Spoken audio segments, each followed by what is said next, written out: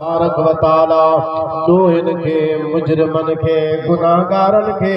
हिकड़ो तरीक़ो ॿुधायो आहे रस्तो ॿुधायो आहे अल्लाह उन्हनि खे उन्हनि जी रहनुमाई फरमाई आहे खुदा उन्हनि खे या हिदायत ॾिनी आहे त जेकॾहिं तव्हां खां ज़ुल्म थिया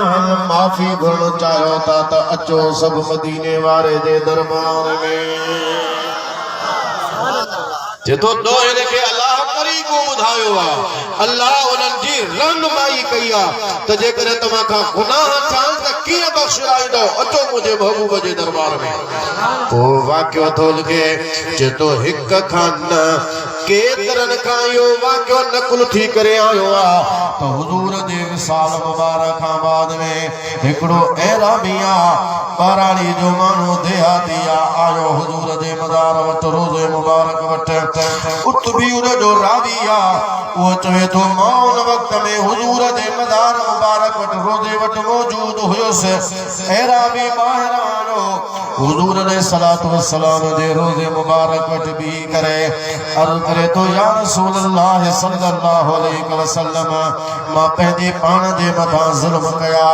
मां ॾोही आहियां मुजरिम आहियां कोताहियूं थियूं क़सूर थिया महबूब ख़ताऊं थियूं अल्लाह असांखे क़ुरान में फरमायो आहे त वलौ अन्नहुम इज़्ज़लमू अनफुसहुम जाऊक जे पाण ते ज़ुल्म कयो थो त महबूब तो वटि अचां सही मां क़ुरान खे पढ़ियो आहे क़ुरान ॿुधाए थो त उहे जन्म ख़ताऊं थियूं उहे तो वटि अचां या रसूल अल्लाह मां अव्हां जे दरबार में हाज़िर थियो आहियां उन खां बाद में क़ुरान ॿुधायो आहे त अल्लाह खां माफ़ी घुरण मां अल्लाह खां माफ़ी घुरां थो उन खां बाद में अल्लाह ताला फरमायो आहे वस्तग़फर लहुर रसूल ऐं रसूल गुन जे लाइ सिफारिश करे महबूब आयो बि आहियां अल्लाह खां माफ़ी बि घुरां थो हाणे महिरबानी फरमायो तव्हां दुआ जे लाइ हथ खणो त अल्लाह मूंखे माफ़ी अता फरमाए या रसूल अल्लाह मां आयो हिकु त पंहिंजे रब खां मां माफ़ी थो तलब कयां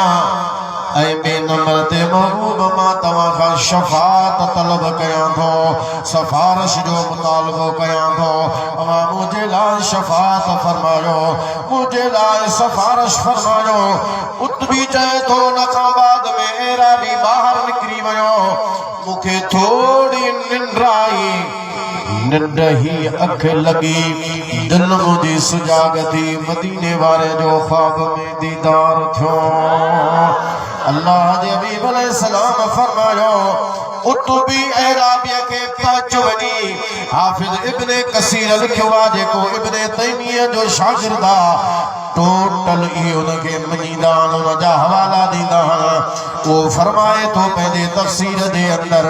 उन ख्वाब में उतबी के हुजूर फरमायो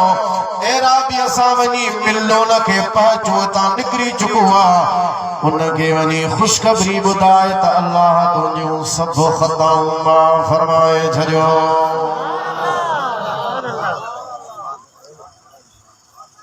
वॾे आवाज़ सां सुभान अल्लाह एक तो नबी दलील मां तव्हांखे ॾिनो ॿियो इमाम मालिक जो दलील ॾिनो ॿियो हाफ़िज़ इब्ने कसीर जो दलील हवालो ॾिनो इन मां ॿिनी हवालनि ॿिनी ॻाल्हियुनि मां मालूम इहो थियो त इहा आयत सिर्फ़ हुज़ूर जे ज़ाहिरी ज़िंदगीअ जे लाइ नाहे हुज़ूर जे पर्दे फरमाइण खां बाद में भी आयत आहे अॼु बि जेकॾहिं कंहिंखां ख़ता थी ज़ुल्म थिया असां खां क़सूर थिया हुज़ूर जे दरबार में पहुचो अल्लाह खां माफ़ी घुरो ऐं हुज़ूर खे अर्ज़ कयो त इंशाअल्लाह माफ़ी अॼु बि मिलंदी ऐं शरफुद्दीन बुसरी फरमायो आहे त बाबा जेको हुज़ूर वटि उमेद करे ईंदो आहे न हुज़ूर कंहिंखे बि मोटाईंदा कोन्ह